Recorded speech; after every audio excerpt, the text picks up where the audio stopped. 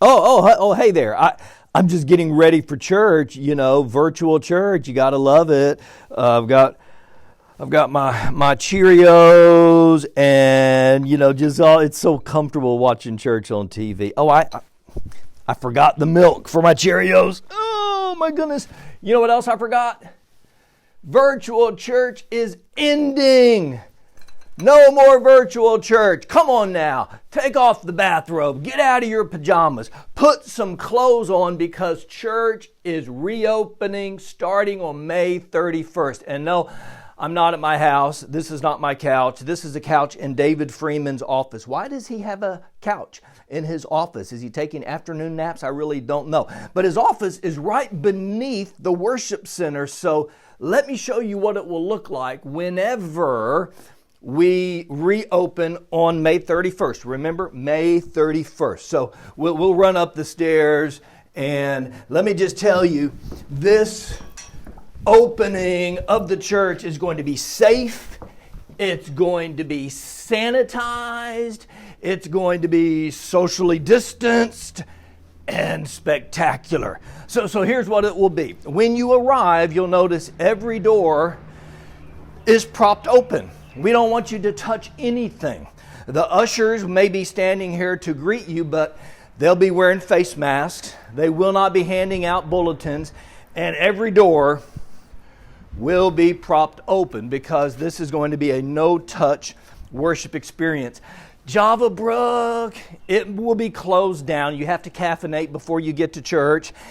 And once you arrive, you'll notice hand sanitizers everywhere. You may not be able to get hand sanitizer where you live, but we've got them everywhere. Not only that, we've got some powerful hospital-grade disinfectant, and between every services, they're going to be putting this in an atomizer, and they will be absolutely sanitizing every single seat in the worship center with this high-power, hospital-grade, no one can get in anymore, but we have gallons of it, disinfectant. So it'll be sanitized.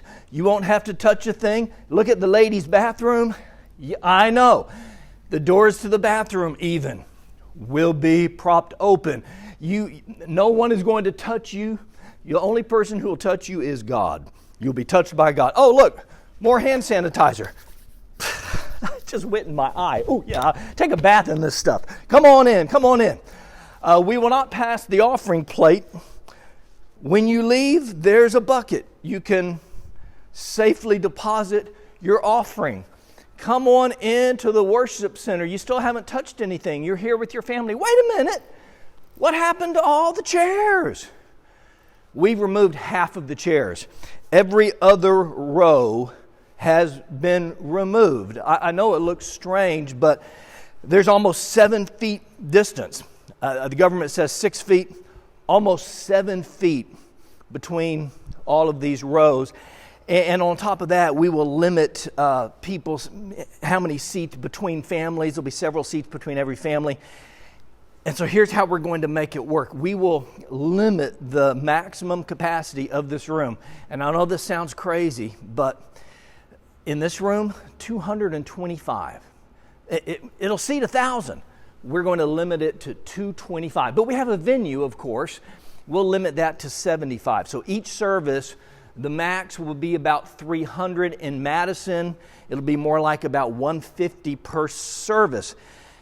I know what you're thinking. Well, how do we fit everybody in if we're taking out half of the seats and we're socially distancing and all of that? We're going to add services.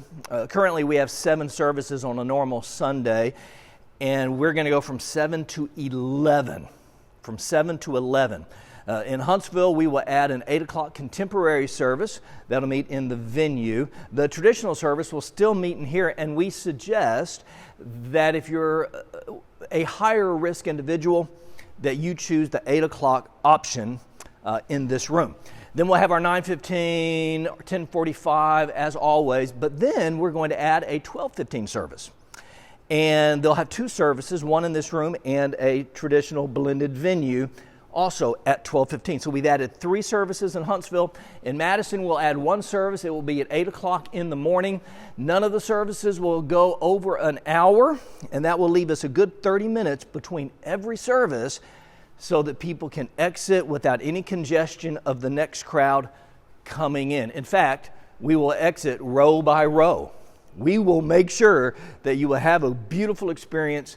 You'll exit, and then when you are out of the building, the next row can exit. I'm telling you, safe, sanitized, socially distanced, and spectacular. If I'm sitting here and I cough, it's not making it to the next row. And between every service, again, we will use the atomizer to disinfect every single seat. You might be wondering about the kids. Kids do not know how to socially distance. Therefore, preschool and children's ministries will not be open yet. So bring your children with you. I have a suggestion, however.